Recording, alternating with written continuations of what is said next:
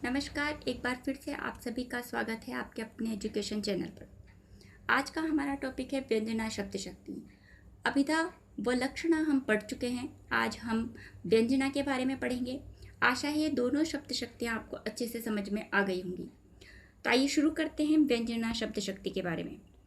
जहाँ अभिधा व लक्षणा के द्वारा किसी शब्द का अर्थ स्पष्ट नहीं होता है, वहाँ व्यंजना शब्द शक्ति सक्रिय होकर अर्थ प्रकट करती है।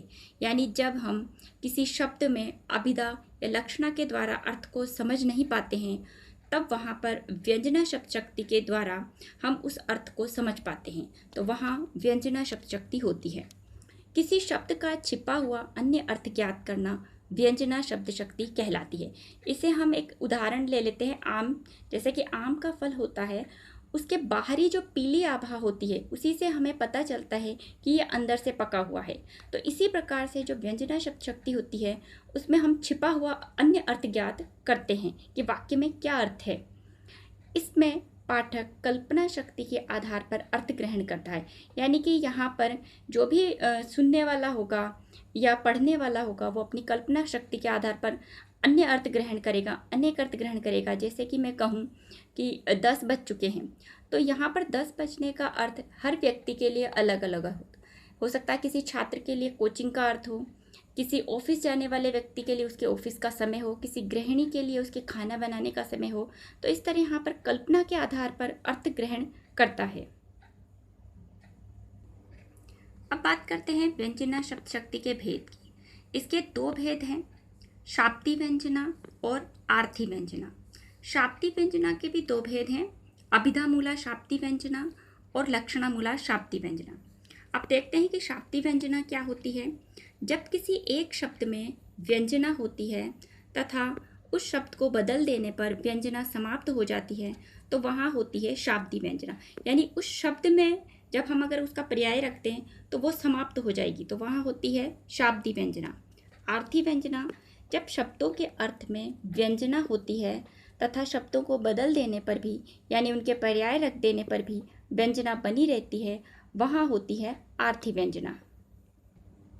अब शाब्दी व्यंजना के हम भेद पढ़ लेते हैं। पहला है अभिधा मूला शाब्दी व्यंजना। अभिधा शक्ति के द्वारा अनेकार्थी शब्द में एक अर्थ निश्चित हो जाने पर जिस शक्ति के द्वारा अन्य अर्थ का ज्ञान होता है उसे अभिधा मूला शाब्दी व्यंजना कहते हैं। जैसे इस उदाहरण से समझ सकते हैं, ये बहुत ही ज़्यादा आया हुआ है, एग्जाम में कई बार आ भी चुका है। तो ये उदाहरण है बिहारी का। चिरजीवो जोरी जुरे क्यों न सनेह गंभीर, को घटी ए वृषभानुजा वे हलदर के वीर। तो इसमें जो ये वृषभानुजा है, इसका अभिधा और हलदर का जो हम अभिधा शब्द शक्ति से अर्थ लेते हैं राधा और कृष्ण का, एक अन्य अर्थ जो छिपा हुआ अर्थ होता है वो होता है इसमें कि इनकी जो जोड़ी है वो एक दूसरे के लिए उपयुक्त है। तो इससे हमें अभिधा मूला शाब्दी व्यंजना बनेगी, क्योंकि अभिधा से यहाँ पर राधा और कृष्ण का सामान्य अर्थ हो रहा है और एक अन्य अर्थ भी निकल रहा है। अगली है लक्षणा मूला शाब्दी व्यंजना। जहाँ मुख्यार्थ में बाधा होने पर लक्षणा से अन्य अर्थ निकलता है, परंतु उसके बाद भी दूसरा अर्थ प्राप्त होता है, तो वहाँ होती है लक्षणा मूला शाब्दी व्यंजना। लक्षणा मूला शाब्दी व्यंजना का उदाहरण देखते हैं कि अजो तर्यो न ही रहो श्रुति सेवत इक अंग, नाक बास बेसरी लहो बसी मुक्तन के संग। तो यहाँ जो तर्योना शब्द है, पहली बात तो इस पूरे दोहे में दो अर्थ निकलते हैं। एक निकलता है कर्णाभूषण के बारे में और दूसरा अर्थ निकलता है सत्संगति के अर्थ में। तो यहाँ जो ये तरुणा शब्द है इसके दो अर्थ हैं। एक तो निकलता है कानों का आभूषण और दूसरा है जिसका उद्धार नहीं हुआ है, यानी कि जो तरा नहीं है। एक यहाँ पर नाक शब्द है, नाक का अर्थ है नायिका का जो नाक होती है हमारे अंग उसके लिए, और एक नाक जिसका अर्थ हो रहा है स्वर्ग। तो इस कारण से यहाँ पर अनेक अर्थों के कारण यहाँ व्यंजना शब्द शक्ति होती है। एक बात और मैं बता दूं आपको कि श्लेष, जो हमारे श्लेष अर्थ वाले जो शब्द होते हैं उसमें व्यंजना शब्द शक्ति होती है। तो ज़्यादातर जो श्लेष अलंकार वाले उदाहरण होंगे उनमें आपको व्यंजना शब्द शक्ति मिलेगी।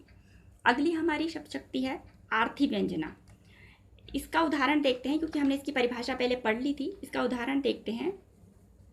स्वार्थ सुकृतुन श्रमु वृथा देख विहंग विचारी बाज पराए पानी परी तू पंछिनुना मारी। तो बिहारी के इस दोहे में जो बिहारी हैं वो राजा जय सिंह को भारतीय राजाओं से युद्ध न करने का संकेत दे रहे हैं। तो यहाँ पर ये जो बाज आया है उसका अर्थ है जय सिंह, यानी कि बाज को यहाँ जय सिंह का प्रतीक लिया है। अब हम अगर आर्थी व्यंजना है तो आर्थी व्यंजना में अगर हम किसी शब्द को बदल भी दें तो इसमें इसका चमत्कार नष्ट नहीं होता है। जैसे मान लीजिए बाज, बाज की जगह आप कुछ और भी रख सकते हैं तो भी जय सिंह उसका प्रतीक बनेगा। लेकिन शाब्दी व्यंजना में अगर हम तर्योना की जगह कुछ और रख दें तो इसका अर्थ बदल जाता है, यानी हम इसमें पर्यायवाची शब्द नहीं रख पाते हैं, जबकि आर्थी व्यंजना में हम बदल सकते हैं। अगला है व्यंग्यार्थ प्रदान काव्य को ही ध्वनि काव्य कहा है। तो ये व्यंजना शब्द शक्ति का और लक्षणा शब्द शक्ति का प्रयोग घनानंद ने भी बहुत ज़्यादा किया है, बिहारी ने भी किया है। और लक्षणा शब्द शक्ति में आपने देखा होगा कि मुहावरों का प्रयोग सबसे ज़्यादा होता है, जैसे सैनिकों ने कमर कस ली, गांठ पड़ना, इस तरीके के जो पद आते हैं कई बार, तो उनमें मुहावरों का प्रयोग ज़्यादा होता है। व्यंजना शब्द शक्ति में मुहावरों का भी होता है कई जगह पे और लोकोक्तियों का भी प्रयोग होता है। तो हम इनसे भी हम पहचान सकते हैं कि कौन सी शब्द शक्ति है। तो आज आपकी तीसरी शब्द शक्ति भी पूरी हुई। आशा है कि आपको पहली वाली भी समझ में आई होगी और ये भी आपको समझ में आएगी। मैंने पूरी कोशिश करी है कि मैं आपको सरलता से समझा पाऊँ। हाँ, इसमें थोड़े से उदाहरण थोड़े कम लिए हैं, लेकिन आप जितना इसका रिवीजन करेंगे उतना ही आपको ज़्यादा समझ में आएगी। और एक बात और कहना चाहूँगी कि आपके एग्ज़ाम्स के थोड़े ही दिन हैं, कई लोगों के जैसे सेकंड ग्रेड का एग्ज़ाम होने वाला है, तो आप ज़्यादा से ज़्यादा जो पिछले साल के आपके पेपर्स हैं उन्हें देखें, उन्हें सॉल्व करें, क्योंकि कई बार क्वेश्चन रिपीट्स भी होते हैं और उनसे आपको अंदाज़ा भी होगा कि जो हमारे क्वेश्चन है वो किस टाइप के आएंगे।